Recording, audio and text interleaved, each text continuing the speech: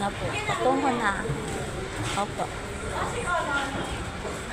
Ito na, patungo ng ano doon sa yan, walking na po.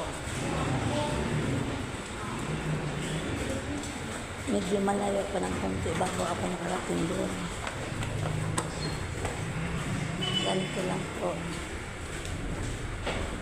Ito na ako, malapit na akong nakarating. So, may-miss ko din ito. Dito ako noong araw. Palagi akong because of that great love of His, with which God loved us, He sent His Son in the likeness of sinful flesh. Malapit na tayo doon sa underpass. Underpass dito labas. Yan.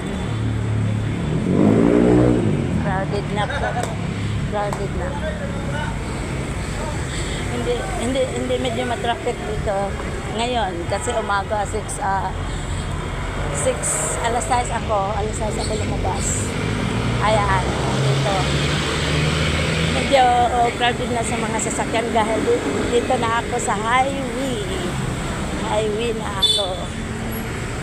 Ito, nakarating na talaga ako. Paakyat na.